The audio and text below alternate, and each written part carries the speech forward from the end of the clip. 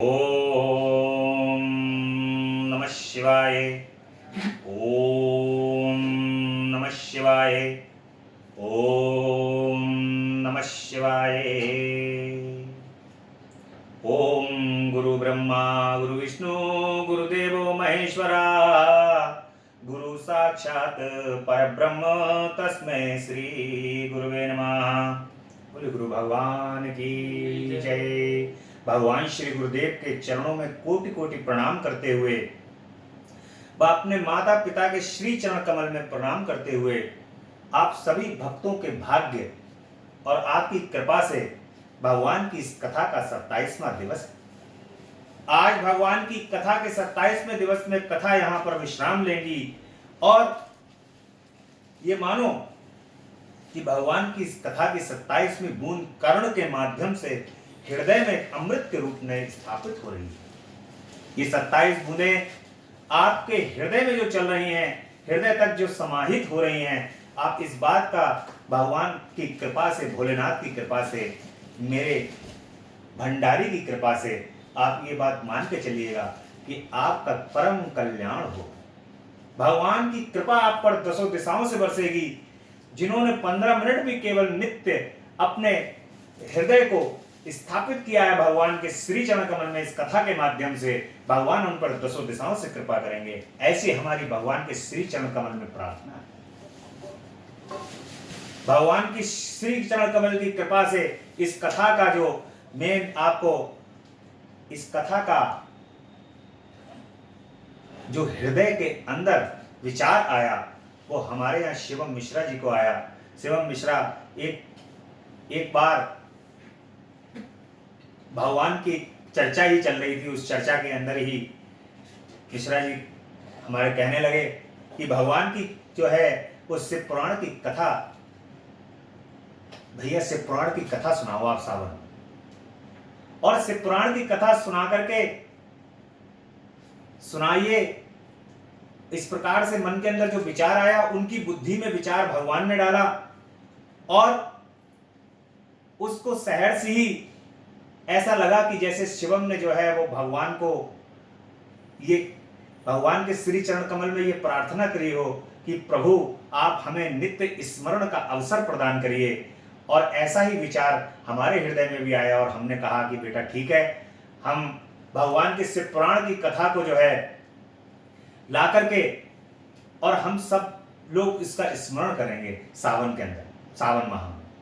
और श्रावण के इस पवित्र माह में भगवान की इस कथा का श्रवण करने के लिए हम लोग भगवान के शिव पुराण को लेकर के आते हैं और यहाँ स्थापित करके जब बैठते हैं तो एक विचार और आता है।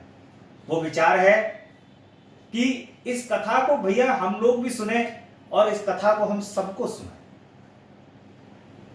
अब देखिए भगवान कहां से कृपा कर रहे हैं, हम पर भी और आप पर भी। भगवान जो है वो विचार डाल रहे हैं बुद्धि में कि आप इस कथा को करो। आप बच्चे के विचार डाल रहे हैं कि इस कथा को मुझे सुनना है और हमारे मन के अंदर ये विचार डाल रहे हैं कि हाँ ठीक है, बच्चे ने बहुत अच्छी चीज कही है, उसको उस कथा को सुनाना है। लेकिन आप लोगों को भी सुनाना है, ये विचार भी मस्तिष्क में डाल देते हैं। इसलिए जो है जब प्रभु की कृपा जब तक नहीं होती तब तक हम उनकी कथा का श्रवण करने का अवसर कभी प्राप्त नहीं हो सकता। भगवान की आप चर्चा कदापि नहीं सुन सकते, भगवान की चर्चा को आप कदापि नहीं स्मरण कर सकते। ये आप बिल्कुल त्रिकाल सत्य है, जब उनकी कृपा होती है तभी आप उनकी कथा को श्रवण कर सकते हैं। कलयुग केवल नाम आधारा, सुमिर सुमिर जग उतने ही पार। जब भगवान के नाम को स्मरण करोगे, उनके नाम को सुनोगे, उनके कार्यों को करोगे, दिन रात उनका स्मरण करोगे, तब भगवान अपने आप स्वयं कृपा कर देते हैं। और इस प्रकार से देखिए भगवान की जो श्रवण है वो प्रत्येक समय में करते रहना चाहिए। जो ये सोचते हैं कि भगवान को केवल हम दुख में याद करेंगे, वो बिल्कुल, अरे सुख में सुमिरन जो करे, भगवान की कृपा जो सुख में सुमिरन करता है उसको दुख कभी नहीं होता है। तो दुख काहे का होए, दुख में सुमिरन सब करें, सुख में करे न कोई। जो सुख में सुमिरन करे, तो दुख काहे का होए। भगवान के स्मरण को जो सुख में स्मरण करता है, उसके जीवन में कभी दुख नहीं आता। इस संसार के अंदर आने वाले दुख जो हैं, दुख भी स्टेबल नहीं है और सुख भी स्टेबल नहीं है। जिस प्रकार से दुख आता है और चला जाता है, उसी प्रकार सुख भी आता है और चला जाता है। लेकिन इस संसार के अंदर यदि कोई भी चीज स्टेबल है, तो वो है भगवान की कृपा का आनंद। उनकी कृपा स्टेबल है। जब उनकी कृपा होती है तो सुख भी आता है, दुख भी आता है, दोनों चीजें आती हैं और चली जाती हैं। परंतु जो आनंद हृदय का होता है, वो कभी खत्म नहीं होता। हृदय के अंदर आनंद तो प्रभु के स्मरण और उनके श्री चरण कमल की सेवा से ही प्राप्त हो सकता है, उनके नाम के स्मरण से ही प्राप्त हो सकता है। इस गृहस्थ आश्रम में जो गृहस्थी लोग हैं, वो ये सोच रहे होंगे क्या हम निरंतर तदंतर जो है, वो क्या हमने गृहस्थ आश्रम को ग्रहण करके कहीं ऐसा तो नहीं है गलती कर ली हो। लेकिन आप भगवान की कृपा ऐसी है कि गृहस्थी जो है वो केवल उनके नाम का स्मरण दिन में ही 2 बार या 3 बार जाप कर लें, उनका नाम ही रट लें, तो उनका जीवन जो है वो सफल हो जाए। भगवान के नाम का स्मरण करने के लिए आप कोई ना कोई बहाना जरूर ढूंढ लिया करिए। जैसे आप बाहर घूमने का, चाट पकौड़े खाने का और नाना प्रकार के जो है वो विचरण करने के बहाने ढूंढते रहते हैं, उसी प्रकार से आप भगवान के नाम के स्मरण करने के बहाने क्यों नहीं ढूंढते। उनके श्री चरण कमल के स्मरण के आप बहाने ढूंढा करें, भगवान के काम को करने के बहाने ढूंढा करें कि कैसे ही मैं अपने प्रभु के काम को कर डालूं।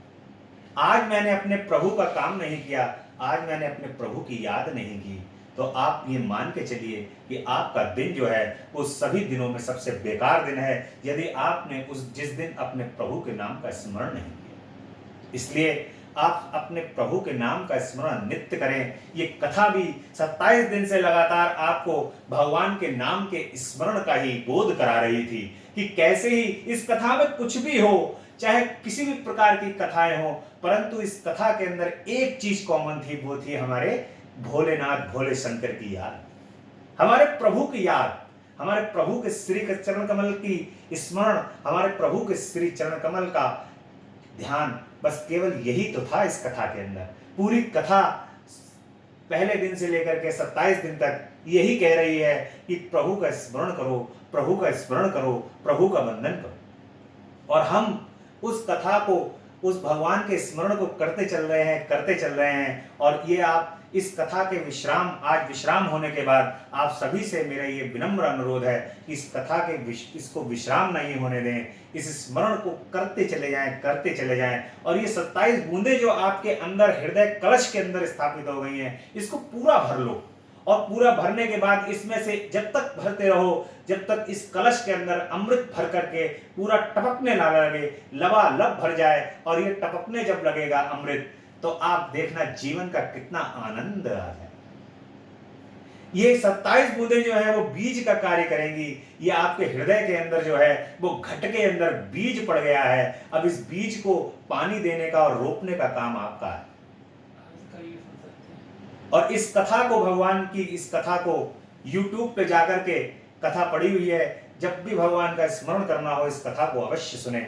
और शिवम मिश्रा हैस भक्ति रस पर आप इस चैनल पर जाकर के इस चैनल को सब्सक्राइब करके और शेयर करके, लाइक करके भगवान की कथा को कभी भी सुन सकते हैं।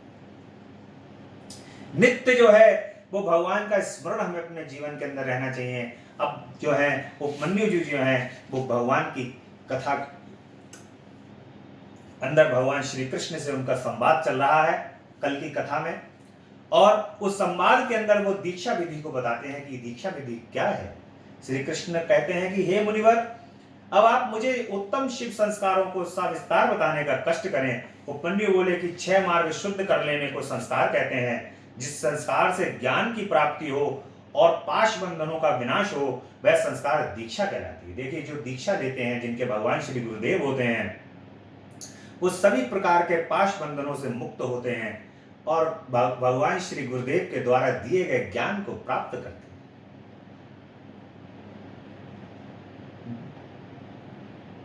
ज्ञान मूलम गुरु वाक्यम, मोक्ष मूलम गुरु कृपा। जो भगवान श्री गुरुदेव के वाक्य हैं वो ज्ञान है, ज्ञान है। किसी भी किताब के अंदर, किसी भी पुराण के अंदर, वेदों में, शास्त्रों में वो वाक्य आपको नहीं मिलेंगे जो आप भगवान श्री गुरुदेव के मुखारबिंद से सुने। भगवान श्री गुरुदेव के मुखारबिंद से निकले हुए वाक्य आपके लिए परम कल्याण और समस्त प्रकार के पाशों से मुक्त कर देने वाले हैं। और भगवान श्री गुरुदेव जो हैं वो आपका समस्त कल्याण करते हैं।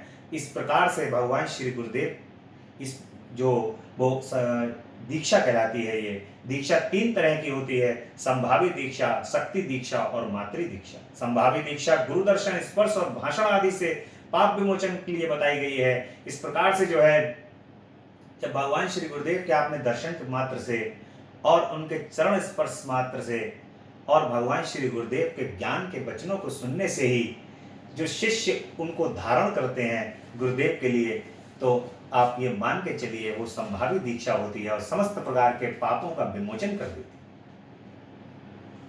है। यह दीक्षा तीव्र, अति तीव्र भेद से 2 प्रकार की होती है। जिसके द्वारा तप समूह नष्ट हो जाए वह तीव्र, तथा जिसके द्वारा शीघ्र अतिशीघ्र आनंद प्राप्त हो जाए। भगवान श्री गुरुदेव के द्वारा यदि आपको आनंद मिलने लगे और अतिशीघ्र जितने भी प्रकार के तप होते हैं, जप होते हैं, वो भगवान की कृपा से आपको उनका, जब गुरुदेव कृपा करते हैं तो सभी का फल प्राप्त होने लगता है। ये इस प्रकार से भगवान की दीक्षाओं का वर्णन किया। गुरु योग द्वारा शिष्य के शरीर में प्रवेश करके जो ज्ञान में ही दीक्षा देते हैं, भगवान श्री गुरुदेव तो इतने दयावान हैं कि वे योग द्वारा अपने शिष्य के शरीर में प्रवेश कर जाते हैं और यहाँ नीचे से लेकर के ऊपर अधिष्ठान चक्र तक सभी चक्रों को पार करा के भगवान के दर्शन योग के माध्यम से भी करा देते हैं। तो इस प्रकार से ये भगवान की जो है वो शक्ति दीक्षा कहलाती है। कुंड मंडल के साथ जो क्रिया वाली दीक्षा दी जाए वह मैत्री दीक्षा होती है। भगवान श्री गुरुदेव समय अपने शिष्य की जो है भली प्रकार से परीक्षा करके ही मंत्र दीक्षा को प्रदान करते हैं। और भगवान श्री गुरुदेव जो है वो लगातार अपने शिष्य की परीक्षा लेते रहते हैं कि ये शिष्य जो है वो आध्यात्म के अंदर मेरे साथ चल पाएगा या नहीं चल पाएगा, ये इसका पात्र है या नहीं है, क्या ये आध्यात्म का पात्र है अथवा नहीं है। इस प्रकार से भगवान श्री गुरुदेव अपने शिष्य की परीक्षा घड़ी घड़ी लेते रहते हैं। शिष्य को उन परीक्षाओं का कोई ज्ञान नहीं होता कि भगवान श्री गुरुदेव जो है वो मेरी यहाँ पर परीक्षा ले रहे हैं। और जब वो देख लेते हैं कि ये शिष्य जो है वो मेरी परीक्षाओं में खरा उतर रहा है, तब वे अपने शिष्य को दीक्षा दे करके अपना शिष्य बनाते हैं। इस प्रकार जब उनकी कृपा हो जाती है गुरुदेव की, तो अब उनका शिष्य जो है वो सभी कुछ इस संसार के अंदर प्राप्त कर लेता है। शिष्य गुरु की संगत में रह करके भगवान शिव का स्वरूप ही अपने गुरु को समझना चाहिए। जो जितने भी संसार के अंदर गुरु और शिष्य के संबंध को धारण किए हुए हैं, वे उनको अपने भगवान श्री गुरुदेव को शिव स्वरूप ही समझना चाहिए। शिव स्वरूप समझ के ही उनकी आराधना और उनका पूजन करना चाहिए। अब नित्य नैमित्तिक कर्म के बारे में भी बताया गया है कि रोज सुबह नित्य उठ करके और स्नान आदि करके भगवान शिव को जो है वो अर्घ, गंगा स्नान करके भगवान शिव को अर्घ देना चाहिए, उनका पूजन करना चाहिए। और पूजन, भगवान शिव के पूजन के अंदर न्यास विधि को भी बताया गया है कि भगवान न्यास करने से अधिक प्रसन्न होते हैं, क्योंकि भगवान शिव की पूजा के अंदर न्यास जो है वो अति आवश्यक है। इसलिए भगवान शिव के न्यास की भी कई विधियां हैं, उन सभी विधियों के द्वारा भगवान को जो है वो उनका न्यास करना चाहिए।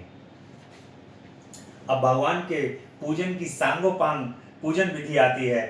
सांगोपांग पूजन विधि के अंदर पंडित जी कहते हैं कि हे प्रभु, शिव पूजन करना तो परम फलदायक है। बड़े बड़े पापी, हत्यारे, चोर, गुरु पत्नी को कुदृष्टि से देखने वाले और व्यभिचारी व्यक्ति भी बिना मंत्रों के ही यदि शिव जी का पूजन करें तो वो भी उनके भी सभी पाप समाप्त हो जाते हैं। इस प्रकार जो घोर से घोर पाप किए हुए पापी होते हैं, वो भी भगवान शिव के पूजन से उनके सभी पाप दूर हो जाते हैं।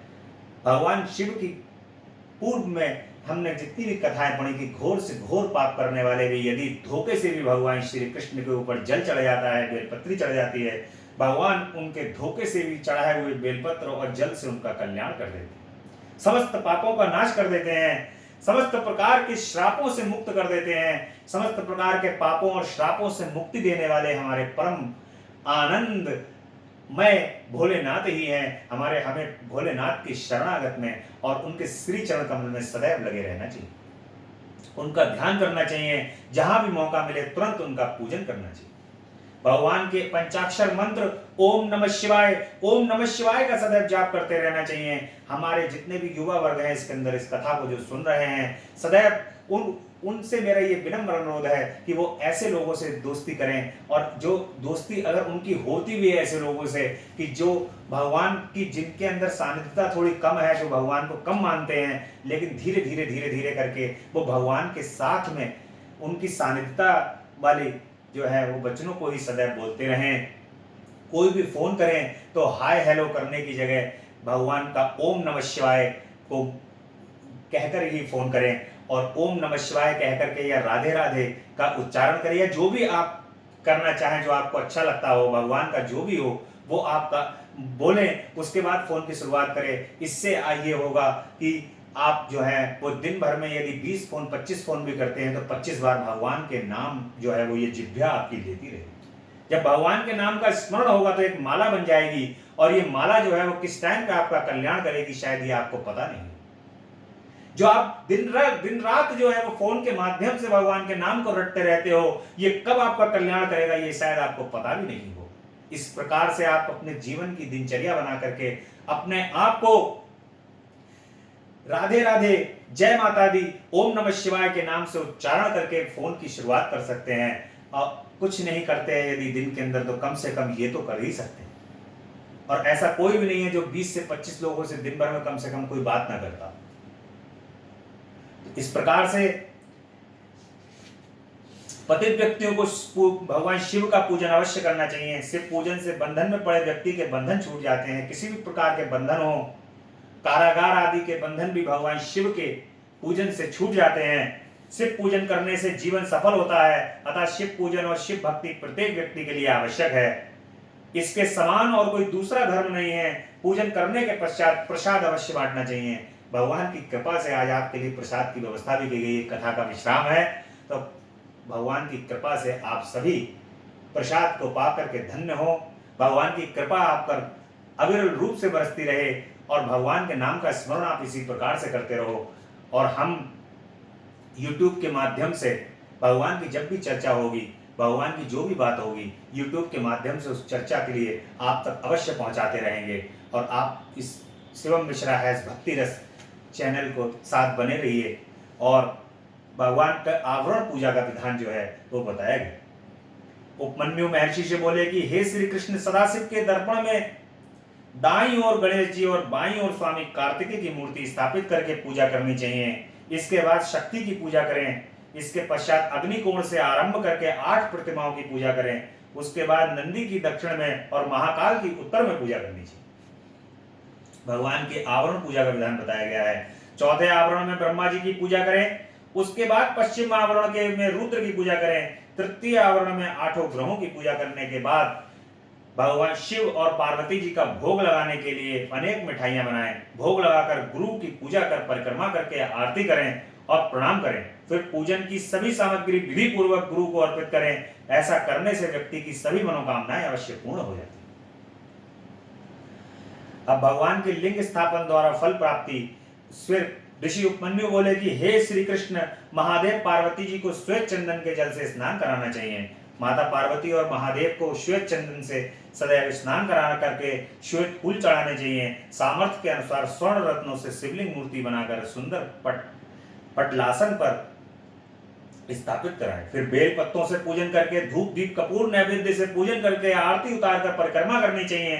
5 प्रकार की गंध से प्रतिदिन पूजा करने वाला मनुष्य शिवलोक में निवास करता है। जो भगवान के 5 अलग अलग तरीके के गंध से पूजन करता है, जैसे सफेद चंदन, लाल चंदन, रोली और गोपी चंदन आता है भगवान का, और केसर से, इस प्रकार से भगवान के यदि 5 प्रकार के जो गंध होते हैं, इन सभी से जो भगवान का पूजन करता है वो भगवान शिव उसको शिवलोक प्राप्त होता है। समस्त ब्रह्मांड एक ही शिव में लिप्त है। ये समस्त ब्रह्मांड जो है भगवान शिव के अंदर ही लिप्त है।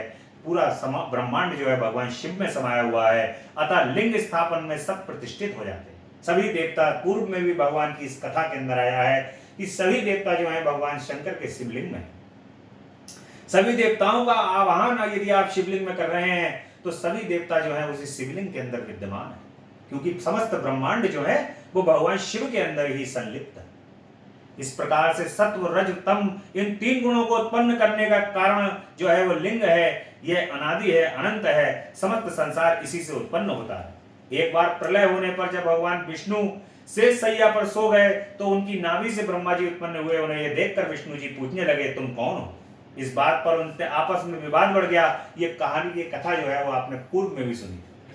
इस कथा को सुनने में जब उनमें आपस में विवाद बढ़ जाता है तब जो है भगवान शिव के एक अद्भुत लिंग की प्रकट होता है। उस प्रकट के अंदर उस लिंग से ये आवाज आती है कि ब्रह्मा जी से कहा जाता है कि तुम नीचे ऊपर से छोड़, नीचे का छोड़ ढूंढो, और विष्णु जी से कहा जाता है कि तुम ऊपर से। तो विष्णु जी इस प्रकार से नीचे चाहते हैं छोड़ ढूंढने और ब्रह्मा जी ऊपर जाते हैं और ब्रह्मा जी को जो है वो छोड़ नहीं मिलता, विष्णु जी को भी छोड़ नहीं मिलता, परंतु ब्रह्मा जी जो हैं वो केतकी नामक एक फूल है उससे और गाय से जो है वो गवाही दिलवा देते हैं कि छोर मिल गया है। परंतु विष्णु जी कहते हैं कि मुझे छोर नहीं मिला है। दोनों में विवाद बढ़ जाता है। भगवान विष्णु जो है भगवान शिव से कहते हैं कि ब्रह्मा, विष्णु, महेश हम तीनों एक ही हैं। तब भगवान शिव को स्मरण होता है और वो कहते हैं कि हम तीनों तो एक ही हैं। इस प्रकार से भगवान शिव जो हैं वो कल्याण करते हैं। और ये कथा जो है भगवान शिव की, भगवान विष्णु और जो है ब्रह्मा जी दोनों मोहित हो जाते हैं और मोहित होकर के आपस में अपने आप को, अज्ञानता से तुम्हारी दृष्टि नष्ट हो जाई है, लिंग रूप में तुम्हारे अभिमान को नष्ट करने के लिए प्रकट हुआ हूँ। इस प्रकार भगवान कहते हैं कि मैं लिंग रूप में ही आप लोगों के अभिमान को नष्ट करने के लिए ही उत्पन्न हुआ हूँ। दोनों का अभिमान नष्ट होता है और ये भगवान की लीला ही थी। ये तीनों देव मिलकर के भगवान तीनों त्रिदेव लीला कर रहे हैं और इस प्रकार से भगवान के लिंग, शिवलिंग का वर्णन जो करना था। अब लिंग की प्रतिष्ठा का जो विधान है इस कथा में आगे आता है कि अब मैं आपको शिवलिंग प्रतिष्ठा के विषय में बताना चाहता हूं कि शुक्ल पक्ष में किसी भी दिन अपने अनुकूल शिवलिंग का निर्माण कर लेना चाहिए। इसके पश्चात सबसे पहले गणेश जी का पूजन करें। इसके पश्चात 5 स्थानों की मृत्तिका जल द्वारा 5 जगह की मिट्टी जो है वो लेकर के भगवान शिव के जो है शिवलिंग को निर्माण करना चाहिए। पंचगव्य द्वारा पिंडों के साथ लिंग को स्नान कराना चाहिए। फिर वेदों के अनुसार पूजन करके जलाशय में ले जाकर पिंडों के साथ लिंग का अधिवासन करना चाहिए। उसके बाद लिंग को वस्त्र से आच्छादित करके चौकी पर रखकर शयन कराना चाहिए। वहीं पर वेद शास्त्रों का पाठ करना चाहिए। जय जय का नाद करते हुए पंचकला का न्यास करना चाहिए। इसके बाद देवी के साथ त्रिनेत्र भगवान की पूजा करनी चाहिए। इस प्रकार विधि पूर्वक प्रतिष्ठा करके तथा इसी क्रम से नित्य पूजा करनी चाहिए। भगवान शिव की जो है वह पूजन भगवान जगदम्बा के साथ ही करनी चाहिए। भगवान शिव और शक्ति दोनों का पूजन एक साथ करना चाहिए सदैव। और भगवान ने जो योग निरूपण है उसकी क्रिया को भगवान श्री कृष्ण को उपमन्यु जी बताते हैं कि अब मैं अत्यंत दुर्लभ योग के विषय में बताऊंगा। इसके द्वारा सभी विषयों से निवृत्त होकर अंतःकरण की शुद्धि हो जाती है। शरीर के अंदर स्थित वायु को प्राण कहते हैं। उसकी गति के अवरोध को प्राणायाम कहते हैं। यही प्राणायाम सभी दोषों को दूर कर देता है। शरीर की भी यही रक्षा करता है। जब प्राणवायु पर जय होती है तब इसके लक्षण दृष्टिगोचर होते हैं। प्राणायाम से सभी रोगों का नाश हो जाता है। हमेशा शिव का ध्यान करना ही उत्तम है। इससे सायुज्य प्राप्त होती है। भगवान शिव के स्मरण करने से और भगवान शिव के पूजन करने से सभी प्रकार के रोगों का नाश होता है। सभी प्रकार के पापों का नाश होता है। सभी कष्ट दूर होते हैं। जितनी भी विघ्न और बाधाएं होती हैं वो सभी जीवन में दूर होती हैं। लेकिन हृदय से उनको याद तो कर लो। मुनि लोगों का नैमिषारण्य, इस प्रकार सभी मुनि लोग जो हैं वो नैमिषारण्य से जो है वो प्रस्थान कर जाते हैं। ब्रह्मा की बात सुनकर सभी सुमेरु पर्वत पर सनत कुमार जी के पास जाते हैं। उस पर्वत पर एक सुंदर सरोवर के किनारे सनत कुमार जी मृगशाला बिछाकर अखंड समाधि में लीन होकर तपस्या में संलग्न थे। मुनियों ने उन्हें प्रणाम किया और बैठ गए। और सनत कुमार जी जो हैं आने का उनसे कारण पूछते हैं। उन्होंने अपना वृतांत बताया। उसी समय भगवान शिव के प्रिय गण नंदीश्वर भी उनके गणों के साथ विमान पर बैठकर वहां आ जाते। सनत कुमार जी तथा अन्य सभी ऋषियों ने उन्हें प्रणाम किया। नंदीश्वर ने अपनी कृपा दृष्टि से सभी मुनियों को देखकर मुक्ति दिलाई और शिव जी के दिव्य ज्ञान का उपदेश दिया। हे मुनियों, ये परम वेद सनत कुमार जी ने व्यास जी को सुनाया था। उसके बाद वेद व्यास जी ने यही परम ज्ञान मुझे प्रदान किया है। अब यह ज्ञान मैंने आप तक पहुंचाया है। यह शिव पुराण सर्वोत्तम पुराण है। भगवान शिव का जो आपने ये कथा सुनी है, ये सर्वोत्तम है सभी पुराणों में। इससे धर्म, अर्थ, काम और मोक्ष चारों प्राप्त हो जाते हैं। जिनको धर्म चाहिए, अर्थ चाहिए, काम चाहिए और मोक्ष चाहिए, वो सभी चारों चीजें जो है वो इससे प्राप्त हो जाती है। इस पुराण के सुनाने से आप लोगों के साथ साथ मेरा भी कल्याण होगा। अब भगवान की कृपा से ये पुराण जो है वो हमारे मिश्रा जी के दिमाग के अंदर ये विचार आया है और उस विचार के आने से मिश्रा जी का भी कल्याण हुआ और YouTube के माध्यम से आपका भी कल्याण हुआ और ये कथा सुनाने वाले का भी कल्याण हो गया। इस कथा को, शिव पुराण की कथा में आप यकीन मानिए कि इसको सुनाने में इतना आनंद आया है, इतना आनंद आया है कि ये शरीर का रोम रोम आनंदमय हो गया है। भगवान की कृपा से ऐसा रोम रोम आनंदमय हो गया है इस पुराण की कथा से। जो आनंद हम इस वक्त अनुभूति कर रहे हैं, भगवान की कृपा से वो अनुभूति आपको भी हुई। इस प्रकार से भगवान की सभी का कल्याण हो गया है। भगवान शिव आप लोगों का कल्याण करें। भगवान शिव आप लोगों का भी कल्याण करें। जो इस कथा को सुन रहे हैं, सबका कल्याण हो, क्योंकि ये कल्याणकारी कथा जो है वो किसी मनोरथ से नहीं रखी गई है। इसका कोई उद्देश्य नहीं है। इसका तो केवल एक ही उद्देश्य है, वो उद्देश्य है आप सबका कल्याण। भगवान की कथा के माध्यम से आपके हृदय के अंदर उनकी स्थापना, उनके श्री चरण कमल का ध्यान, उनके श्री चरण कमल का नित्य और नित्य प्रतिदिन अविरल रूप से केवल स्मरण, केवल इस कथा का यही उद्देश्य है। 27 दिन तक लगातार कम से कम भगवान का स्मरण तो किया, उनका एक काम तो किया, उनके कार्य को तो किया, इनका स्मरण होता रहा। इतना कहकर सूत जी वहां से चले जाते। इसके पश्चात सभी ऋषियों ने प्रयाग पहुंचकर अपना महान योग पूर्ण किया। उन्होंने देखा कि पृथ्वी पर आप बढ़ते जा रहे हैं, कलयुग आ रहा है और कलयुग देखा होगा आपने 5,500 वर्ष ही हुए हैं कलयुग को भी, और इस 5,500 वर्षों के अंदर धर्म का नाश हो चुका है। धर्म करने वाले लोग कम हैं, इसलिए धर्म के कार्य करते रहें। ये पृथ्वी जो है वो पापियों से बढ़ती चली जा रही है। जब ये पृथ्वी पाप के बोझ के अंदर बढ़ती चली जाती है, तब उस समय धर्म को जो है वो अपना कार्य करना चाहिए। इसलिए मैं ये जरूर कहना चाहता हूं कि अपने सनातन धर्म को बढ़ाने के लिए हमें लगातार जो है वो यज्ञ, कर्म, पूजन, ये सभी जो है वो इस पृथ्वी पर करते रहना चाहिए, जिससे जो है वो सदैव पाप जो होता है वो कम हो जाता है और पुण्य और धर्म जो है वो बढ़ता चला जाता है। यदि पुण्य और धर्म बढ़ाना है तो पुण्य और धर्म को बढ़ाने के लिए हमें लगातार भगवान के पूजन को करना, उनके स्मरण को करना, उनके भजन को करना, यज्ञों को करना।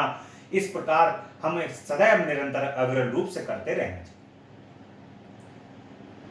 उन्होंने देखा कि पृथ्वी पर पाप जो है वो बढ़ते जा रहे हैं और वे काशी की ओर चले जाते हैं। वही पाशुपात से मुक्ति की कामना से पाशुपात व्रत धारण कर लेते हैं। इससे उन्हें सिद्धि प्राप्त हुई, इससे ज्ञान प्राप्त कर वे शिव जी के ध्यान में लग गए। शिव पुराण की कथा एक बार सुनने से ही पापों का विनाश हो जाता है। जिन लोगों ने भगवान की कथा को अभी तक एक बार ही सुना है, केवल और केवल 15 मिनट ही सुन लिया है, एक बार एक शब्द ही उनके यदि कान के अंदर, कर्ण के अंदर चला गया है, तो करोड़ों करोड़ों पापों का नाश उनके शरीर से हो गया। इस प्रकार से शिव पुराण की कथा का तो ये महत्व है और वह शिव जी का भक्त होकर मोक्ष को प्राप्त हो जाता है। भगवान की कथा को जो सुन लेता है वो उनका भक्त हो जाता है और जो उनका भक्त हो गया वो तो मुक्त हो ही जाना। इस प्रकार से कलयुग में नित्य प्रतिदिन शिव जी की कथा सुनने तथा पढ़ने से योग और मोक्ष की प्राप्ति होती है। नित्य प्रतिदिन YouTube के माध्यम से ये कथा आप तक पहुंच चुकी है। इस कथा को नित्य प्रतिदिन आप इसको सुनते रहें। इसको कभी पुराना ना समझे। भगवान की चर्चा कभी पुरानी नहीं होती। केवल श्रावण मास के लिए ही ये कथा नहीं थी, ये कथा तो नित्य श्रवण करने के लिए है। इसलिए भगवान की कथा को नित्य सुनो, नित्य देखो। ऐसी भगवान ने कृपा करी है कि इस समय पर ये YouTube के माध्यम से कथा जो है वो नित्य आपको सुनने के लिए मिल रही है और ये रिकॉर्ड भी है, इसको बार बार सुन सकते हो। जब जब भगवान की याद आए तब तक इस कथा को सुन लो और इसका स्मरण कर लो। कितने भी भारी कष्ट के अंदर यदि आप हैं, कितना भी मन परेशान है, विचलित है, भगवान की इस कथा को सुनने से आपके मन को विचलता जो है वो दूर होगी, भगवान की कृपा आप पर बरसेगी। इसी कामना के साथ अब भगवान के इस शिव महापुराण की कथा का यहाँ पर विश्राम होगा। भगवान की यहाँ पर कथा विश्राम ले रही है और अब भगवान ने यदि कृपा की तो अगले भगवान के कार्य में जो है वो आपको संत, हमारे विभिन्न प्रकार के जो संत हैं, एक मन के अंदर एक विचार ही है, इस विचार के अंदर जो विचार आता है वो भगवान की कृपा से ही आता है। उस विचार के अंदर जो हमारे संत हैं उनकी वाणी, संतों की वाणी, क्योंकि संत जो है वो भगवान का ही स्वरूप होते हैं। संत के जो होते हैं वो भगवान ही होते हैं। जो वो बात हमें उपदेश देते हैं वो आप भगवान, उसी उपदेश के ऊपर ही यदि आप चलते रहोगे तो आपको भगवान की प्राप्ति बहुत ही आसानी से हो जाएगी। तो संतों की वाणी जो है, जो उनकी रस है, उस रस के लिए हम आपको YouTube के माध्यम से लिंक पर सदैव भेजते रहेंगे और YouTube पर वो पहुंचता रहेगा। आप उसको देखते रहिए, शेयर करते रहिए, लाइक करते रहिए और दूसरों को भी भेजते रहिए, सब्सक्राइब करते रहिए। इस प्रकार भगवान की इस कथा का यहाँ पर पूर्ण विश्राम है। भगवान की कथा विश्राम लेती हैं और पुनः भगवान यदि कृपा करेंगे तो पुनः भगवान की कथा का अवसर यदि प्राप्त होता है तो भगवान की कथा फिर से करेंगे, फिर आनंद लेंगे। तब तक आप जो हैं वो भगवान के नाम ओम नमः शिवाय, ओम नमः शिवाय, ओम नमः शिवाय पंचाक्षर मंत्र का उच्चारण करके आनंद लेते रहिए। कृपा भगवान की बरसती रहेगी। तेरा पल पल बीता जाए, मुख से जप ले नमः शिवाय। तेरा पल पल बीता जाए, मुख से जप ले नमः शिवाय। ओम नमः शिवाय, ओम नमः शिवाय, ओम नमः शिवाय, ओम नमः शिवाय। मुसाफिरी जब पूरी होगी, मुसाफिरी जब पूरी होगी, चलने की मजबूरी होगी, चलने की मजबूरी हो। अवसर खाली न जाए, मुख से जप ले नमः शिवाय। ये अवसर खाली न जाए, मुख से जप ले नमः शिवाय। ये वाला स्टैंजा जो है वो मैंने पूरी कथा के अंदर आपको सुनाया कि ये अवसर खाली न जाए, मुख से जप ले नमः शिवाय। केवल इसलिए सुनाया कि ये भजन जो है इसका सार केवल इसी लाइन में है कि इस अवसर को खाली मत जाने दो। ओम नमः शिवाय, ओम नमः शिवाय जपते रहो। इसलिए केवल यही स्टैंजा मैंने कहा कि केवल तेरा अवसर खाली न जाए, मुख से जप ले नमः शिवाय। तेरा अवसर खाली न जाए, मुख से जप ले नमः शिवाय। बोली शंकर भगवान की जय। भगवान शिव की यहां पर बड़े प्रेम से स्तुति करेंगे। जय अविनाशी जय कैलाशी शंकर शंभु हरे हरे। करे स्तुति हम भूतेश्वर जगबंधन से डरे डरे। ना जाने हम रूप तुम्हारा, ना स्वरूप ही पहचाने। जान सके ना ब्रह्मा विष्णु, हम माया कैसे जाने। लेकिन इतना सुनते आए तुम हो सर्प जटाधारी। 3 लोक 14 भुवनों के पिता आप हैं भंडारी। विचरण करते आप सदाई, कैल पीठ पर चढ़े चढ़े। जय अविनाशी कैलाशी शंकर शंभु हरे हरे। तुमको ओंगड़दानी दाता सारा ही संसार करे। शेष बांसुरी मैणी बांधे ऊपर गंगे धार बहे। अर्ध चंद्रमा से महादेव जय जय अमृत जयदा है। आदि अनादि अनंत ब्रह्म शिव नहीं जन्मता मरता है। 12 रुद्र 18 सूरज परिक्रमा दे खड़े खड़े। जय अविनाशी जय कैलाशी शंकर शंभु हरे हरे। 14 विश्व देव पवन 49 तुम्हारे दास रहे। 7 समुद्र गरुड़ गायत्री का तुम में आवास रहे। फिर भी भस्म रमाए तन में मुंड मुंड माला धारी। 3 लोक चरणों में रखते भोले शंकर सुरकारी। प्रखर जाप कर नमः शिवाय, प्रखर जाप कर नमः शिवाय। पारे उतर गए बड़े बड़े। जय अविनाशी जय कैलाशी शंकर शंभु हरे हरे। पार्वती माँ उमा भवानी वार